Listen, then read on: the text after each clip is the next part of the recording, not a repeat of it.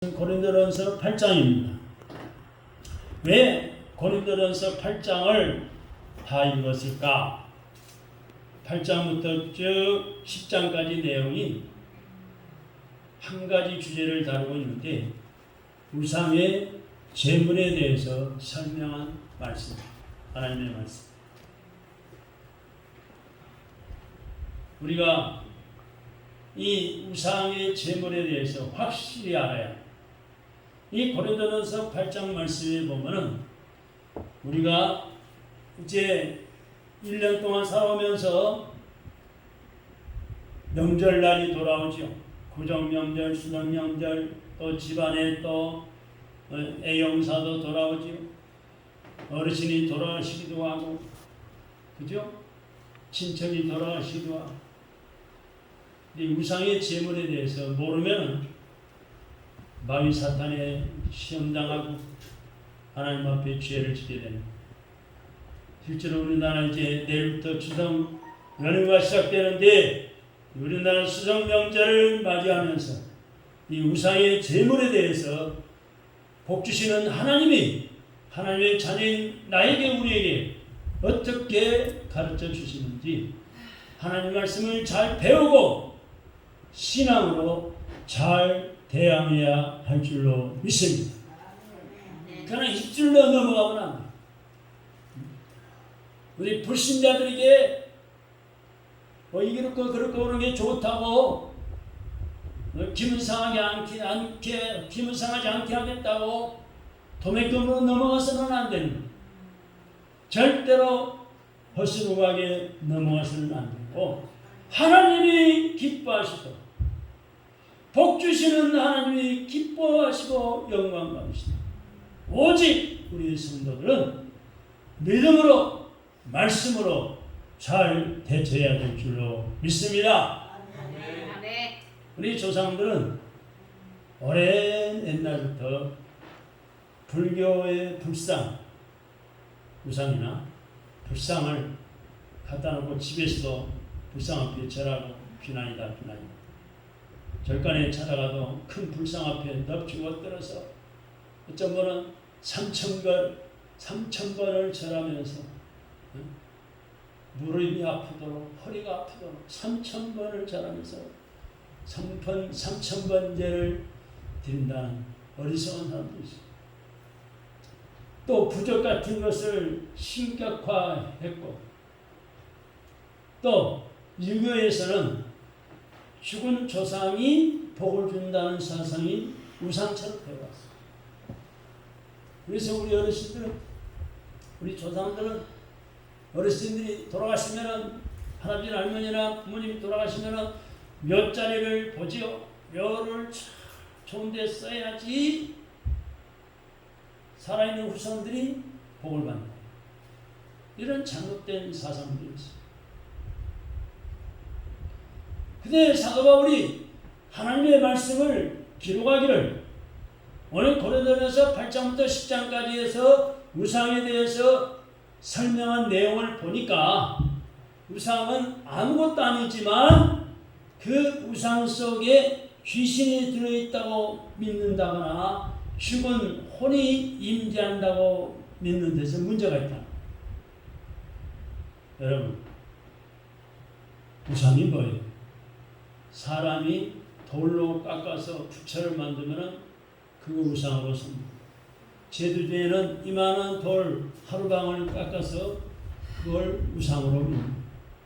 그게 엎드려 절하고 제사를 드린다고 또 제물을 음식을 차려놓고 그 돌멩이 속에 무슨 신이 있겠어요? 큰 돌 속에 무슨 살아있는 신이 있겠어요? 만약에 돌멩이가 큰 돌이 살아있다면은 그걸 깎아서 우상이 살아있다면은 부처가 돌로 만들어졌는데 또는 쇠로 만들어지기도 했지만은 그게 자기 발로 걸어가야죠. 살아있다면. 그렇죠? 살아있다면 손을 이러고만 있을 거야 아니라 손으로 움직여서 자기 앞에 절하는 사람들에게 위로해주고 손을 얹어 축복을 빌어줘야 되겠죠. 눈이 있긴 있는데 눈이 살아있다면은 깜빡거리고 피곤할 때는 또 자야 될 거 아니오. 아무것도 못해. 살아있는 사람이 가서 이렇게 옮겨야지 옮길 수 있고 눕혀야지 눕힐 수 있는 게 우상. 그래서 우상은 한마디로 생명이 없다는 말이에요. 죽어있다는 거예요. 참으로 우리는 이런 것들이 그 당시에 그 사도 바울이 살았던 그 당시에 고린도 지방 사람들이 고민거리였어요. 고민거리. 지금도 그런 고민거리가 있는 분들이 없잖아 있어요. 네.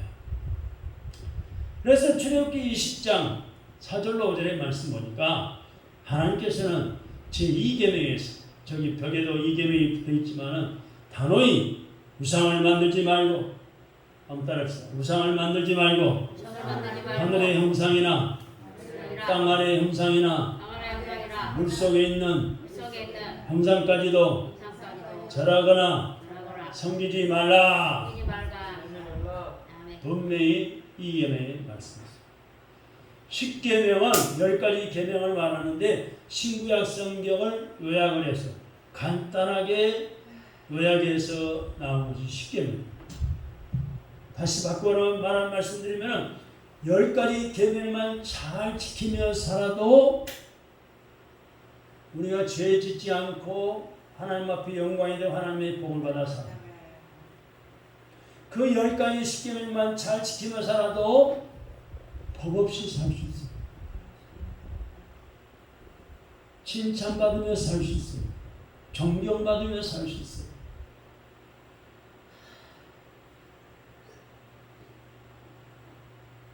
물론 이런 우상들 예술가들이 예수를 위해서 만드는 종합품과는 좀 구별되는 말이에요. 그런 예술적으로 종합품을 만들기 때문에. 그러면 좀 더 구체적으로 먼저 이 우상의 뜻에 대해서 성경적으로 한번 살펴봅시다. 성경에서 우상이라는 용어는 다양한 뜻을 가지고 나타나 있습니다. 먼저 레위기 26장 1절에 보니까 예술이라는 말씀이 나옵니다. 예술이라는 우상은 허무하다는 뜻입니다. 또 열왕기상 15장 13절에 보면은 마프레제트라는 말씀이 나옵니다. 히브리어로 마프레제트는 두려움의 대상 이런 뜻이 있습니다. 또 역대상 10장 9절에 보니까 아짜보라는 말씀이 나옵니다. 이것은 고통과 슬픔의 대상이라는 뜻이 있습니다. 그 다음에 신명기 4장 16절에 보면 세벨이라는 말씀이 나오는데 이것은 이상한 낯선 신이라는 뜻이 있습니다. 그 다음에 또 데마라는 말씀이 나오는데 예레미야 50장 38절에 나오는데 이 레마라는 말씀은 고통의 대상이다 이런 뜻이 있습니다. 또 민수기 33장 50절에는 제렘이라는 말씀이 나오는데 이건 그림자, 색인 우상이라는 뜻이 나옵니다. 그 외에도 성경 여러 군데 우상 이름들이 나와요. 마세바 우상이라는 뜻이 있는데 이건 돌기름이라는 뜻이고 아세라라는 우상이 이거는 목상이라는 뜻이고 그래서 아세라 목상이라고 부르기도 하죠. 카마이라는 뜻이 나오는데 이건 태양 주상을 말하고 에겔이라는 뜻이 나오는데 에겔이라는 우상은 금송아지를 말하기도 하고 나카슈라는 우상이 이건 불뱀을 말하기도 하고 또 드라빔이라는 우상이 있는데 이건 사람의 형상 동상의 뜻이 있습니다. 또 카드레라는 이 우상이 있는데 이거는 마스키로라고 부르기도 하지만 벽에 그려놓은 우상을 말해요. 레푸시라는 또 우상 이것은 제사장의 띠를 말하기도 합니다. 여기서 나타난 이 우상들의 개념을 보면은 하나님을 빙자한 모든 초상, 그림, 또 모양, 어떤 또 조각 등을 우상으로 정의하고 있습니다.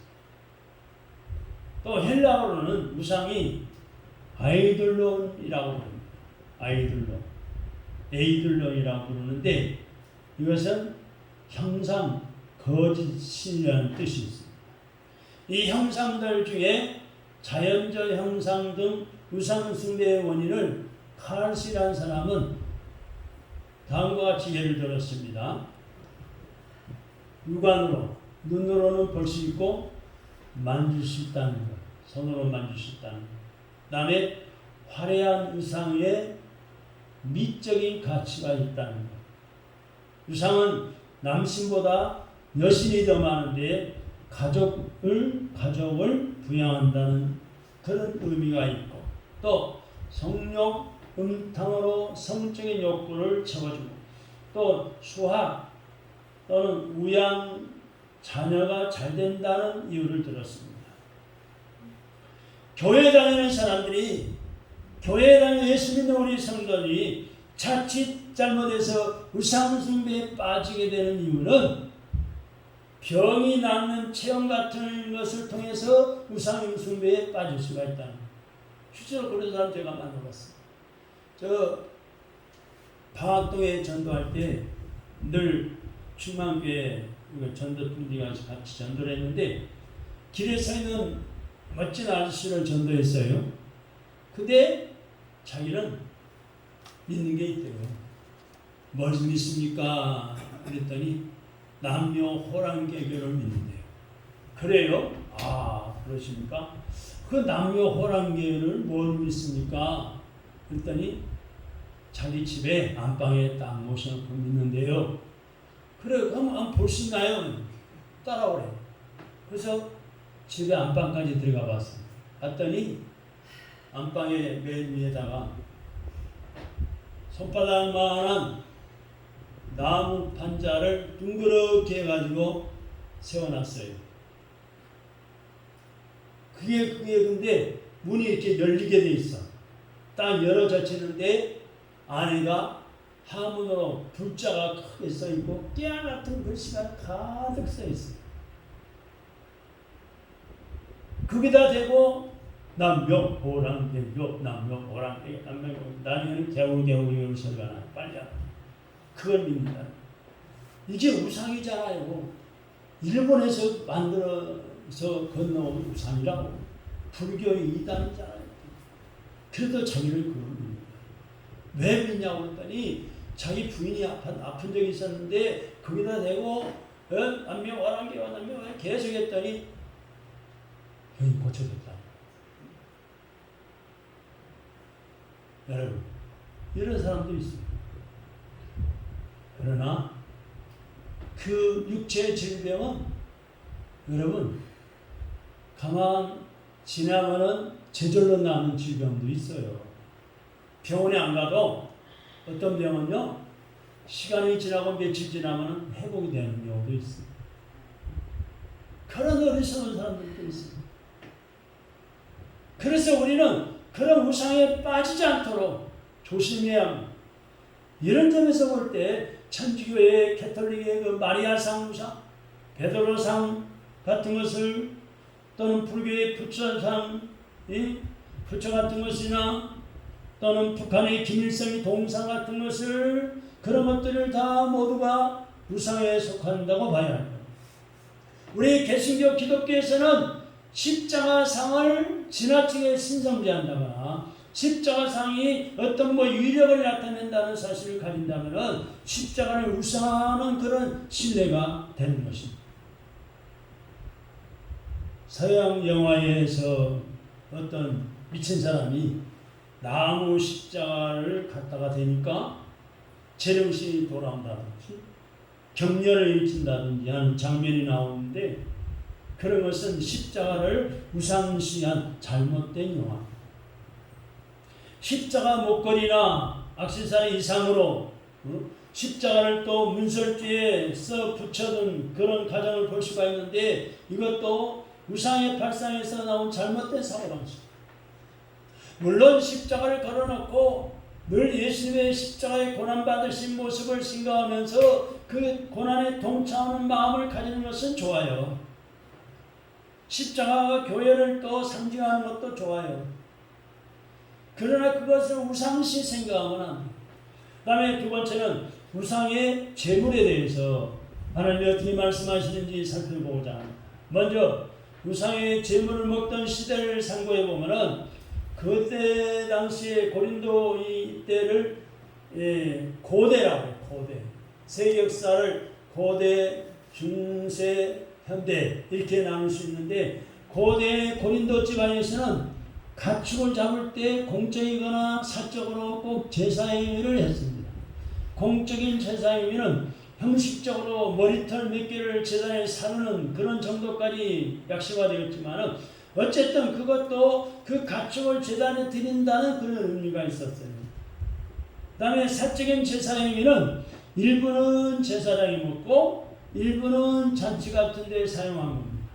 크게 문제가 되는 것은 시판되고 있는 고기였어요.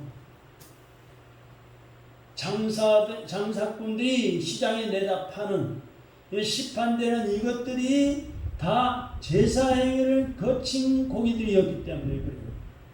네? 우상의 제물로 고기를 잡아서 짐승을 잡아서 바치고 나서 그걸 버리지 않고 갖다가 시장에 내다 파는 거예요. 이게 문제였어요. 시판되는 이것들이 다 제사행위를 거친 고기이기 때문에 문제가 됩니다. 그래서 바울은 여기에 대해서 우상은 아무것도 아니기 때문에 그 먹는 고기에 어떤 귀신이 붙어 다니는 것이 아니라는 겁니다. 그러나 약한 믿음을 가진 성도, 약한 신령을 가진 자들은 그 고기에 귀신이 붙어 있는 것으로 알기 때문에 신앙의 상처를 받는다. 믿음 생활의 시험을 받는다. 그래서 사도 바울은 고린도전서 10장 25절에서 물은 시장에서 파는 것은 양심을 위하여 묻지 말고 먹으라 했습니다. 또 한 가지는 우상과 신은 동시에 존재하는 것이 절대 아닙니다. 우상과 신은 똑같이 존재하는 거 아니에요. 실제로 여러분들 불교인들이 개종을 하고 또 점쟁이들이 회개하고 개종하고 어때요? 불상, 점치는 거, 이상 부적 같은 거 다 바닥에 모아놓고 불태우고 있잖아요. 아무나 못해요. 목사님들이나 하지. 무서워서 아무나 못해요. 우리 친구 목사는 문종 목사라고 그런 일을 아주 많이 했어요. 점쟁이 집에 일부러 찾아가 전도하고 불교 집에 찾아가가지고 예수 믿고 회개하고 나면 그걸 다 부적이나 불상이나 우상을 다 모아놓고 다 태워요. 지금 건강하게 그래도 목회를 하고 있어요. 아무것도 아니에요. 그래서 오직 참된 신은 한 하나님 뿐이십니다.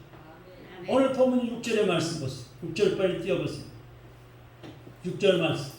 자, 그러나 우리에게는 한 하나님 곧 아버지가 계신다. 한 분 하나님뿐입니다. 그러나 귀신이 우상에게 들어갈 수 있다고 봤습니다.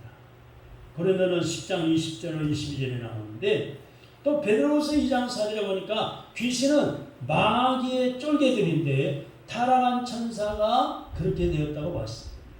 그 다음에 세 번째 문제는 그러면 우상의 제물을 먹어도 되는가? 7절의 말씀 보세요.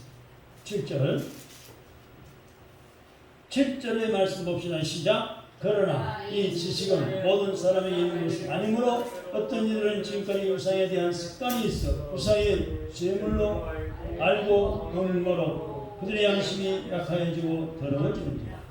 자, 우상은 아무것도 아니지만은 신으로 보호한 관습 때문에 신앙 양심이 약해지고 더러워진다는 거예요.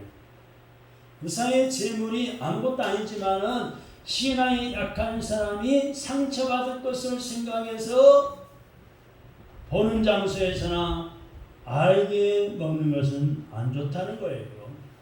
그걸 말씀하고 있는 거예요. 13절의 말씀을 보세요. 13절. 그러므로 시작. 만일 음식이 내 형제를 실종하게 한다면 나는 영원히 고기를 먹지 않냐. 내 형제를 실족하지 않게 하리라. 실제로 우리 가정에서도 술 같은 것을 약이나 음료로 쓰고 싶어도 어린아이들이 볼 때 부모님들이 술 먹는다고 생각해 상처를 입을 것을 생각해가지고 염려해서 안 쓰는 경우가 많습니다. 우상은 아무것도 아니기 때문에 그 재물을 먹는 것도 상관이 없으나 신앙의심이 연약한 성도들이 상처받을 것을 생각해서 안 먹는 것이 좋겠다는 거예요. 우리는 그래서 무의식 중에서라도 남에게 상처를 주는 행위를 금지해야 할 것입니다. 내기 5장에도 그와 같은 말씀이 나오는데 우상은 사람이 만들었거나 아니면 하나님의 피조물이고 미신은 알 수도 없는 거예요. 미신은 알 수 없는 신이에요. 알 수 없는 걸 어떻게 우리가 믿어요? 귀신, 마귀, 사탄은 예수 이름으로 물리쳐버리면 되고 아멘! 아무것도 아니고 허무하고 헛된 것이라는 것입니다. 그래서 우상은 모두 다 사람이 손으로 만든 수공물, 피조물일 뿐인 거예요. 그러므로 우상도 그 앞에 바치는 제물도 아무것도 아니에요. 13절 아까 우리가 읽어봤잖아요. 바울은 나는 영원히 고기를 먹지 않겠다고 말씀했어요. 왜? 신앙이 약한 자들이 상처받을까 봐. 우상은 아무것도 아니고 하나님만이 유일하신 하나님을 믿는 지식이 바울에게 있어요. 우리에게도 있기를 바랍니다. 할렐루야. 그리고 그 지식의 기초에서 우상의 재물을 먹는 것이 믿음이 약한 형제들의 마음을 끔찍하게 한다면 그 자유를 차지하겠다고 했습니다. 그만큼 믿음이 약한 형제를 예수 믿는 자매들을 사랑하는 사랑이 있어요. 사랑이 없는 지식은 교만하게 하지만은 사랑으로 행하는 지식은 덕을 세우는 겁니다. 바울은 만일 음식이 내 형제를 실족해 한다면 나는 영원히 고기를 먹지 않겠다고 지금 말씀하고 있습니다. 참으로 덕을 세우는 믿음의 행동 원리. 우리는 이런 믿음의 행동 원리를 알고 실천합시다. 오늘 우리들도 젊은 세대의 잘못된 것을 책망만 할 것이 아니라 우리 자신이 얼마나 건전한 지식과 사랑으로 자유를 선용하는 몸을 보고 있는지를 생각해 봐야 합니다. 젊은이들이 어르신들의 모습을 보고 본받기 쉬운 거예요. 자기도 모르게 따라가는 거예요. 조심해야 합니다.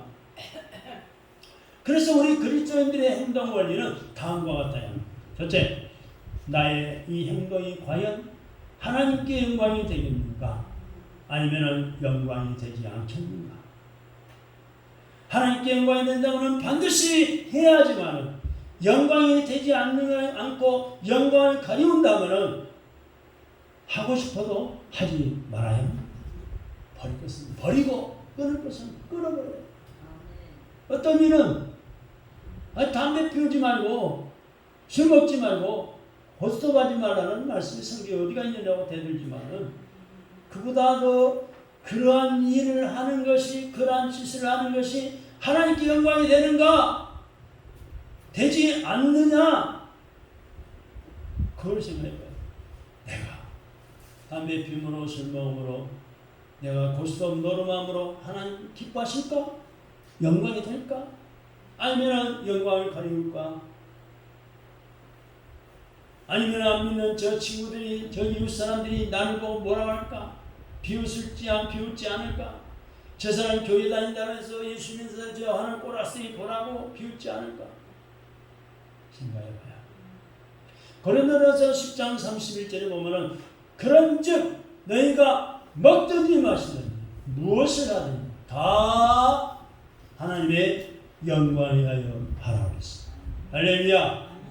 고린도전서 10장 31절 따라옵시다. 그런즉 너희가 먹든지 마시든지 무엇을 하든지 다 하나님의 영광을 위하여 하라. 아멘.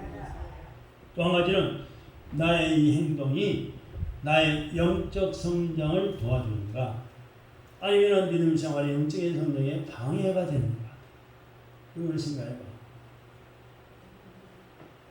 빌립보서 1장 10절에 보니까 바울은 감옥에 있는 동안에도 뭘 했어요? 원망불평하지 않았습니다. 복음전 뇌의 기회로 삼았던 거예요. 하나님께 영광 돌리는 거예요. 더 나아가서 한 가지는 나의 이 행동이 전도에 도움이 되는가 되지 않는가, 이걸 생각해봐요. 불신자들이 우리의 행동을 지금 보고 있어요.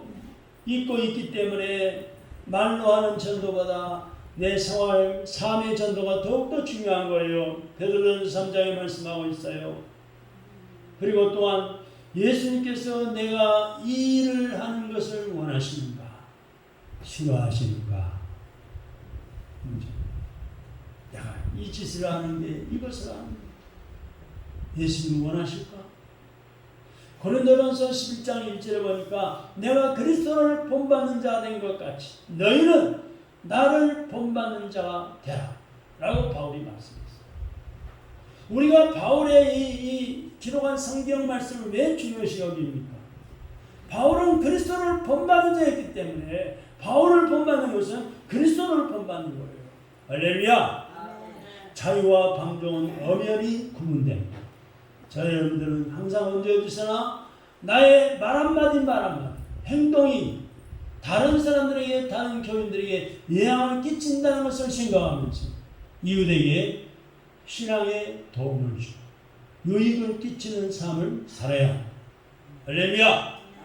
승진에 살아가는 성도 여러분, 참된 믿음의 성도인 우리는 다른 것은 양보할 수 있습니다.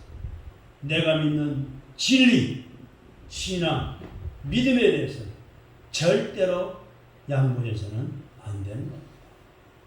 우리가 성경에서 배운 바와 같이 오직 참된 신은 한 하나님 뿐이십니다. 아멘.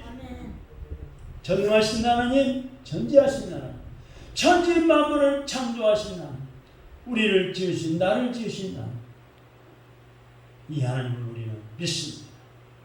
창조의 하나님은 우리라고 하는 신앙의 공동체를 만드신 하나님이시오, 예수 그리스도를 믿는 자의 한 하나님이십니다. 만복의 근원 되셔서 복 주시는 하나님, 우리를 언제 어디서나 보호하시고 졸지도 주무시도 아니하시고 지켜주시고 사랑해 주시고 우리의 인생의 모든 문제를 풀어주시고 해결해 주시는 하나님, 아멘.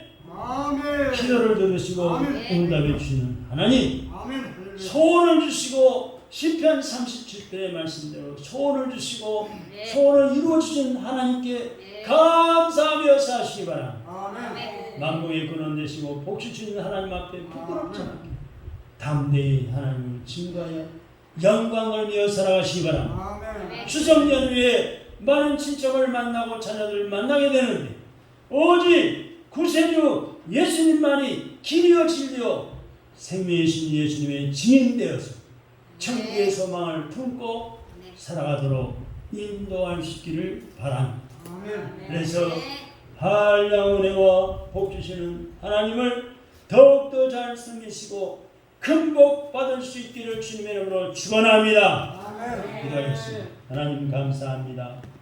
연하가 부족한 건 많지만 저희를 오늘도 불러주시고 예배를 받으시고 큰 은혜 주심을 감사합니다. 특별히 우리나라 고유 명절 추석 연휴가 시작되는데 오늘 고린도전서 8장 말씀처럼 우상에 대해서 확실히 알고 아버지 하나님 또한 우상 앞에 시험을 바치거나 우상의 제물을 먹는 문제로 시험 들지 않도록 우리 모든 성도들에게 은혜를 나눠주시고 권능 주시고 성령의 충만한 역사하심이 함께 주옵소서. 만복 주시는 하나님을 증거하고 보호하시고 사랑해 주시고 모든 문제를 풀어주시고 해결해 주시는 하나님을 증거하는 기회가 되게 하옵소서. 기도 응답 주시고 소원을 이루어 주시는 하나님을 감사하며 증가하며 살기를 원합니다. 신청이 신정 이 구정 연휴에 어느 누구를 만나든지 참으로 오직 예수님만이 길이요 진리요 생명이신 예수님의 증인되어 천국의 소망을 심어주시는 능력을 주시고 할례와 은혜와 복을 받는 기회가 되게 하옵소서. 예수님의 이름으로 기도하옵나이다. 아멘. 아멘.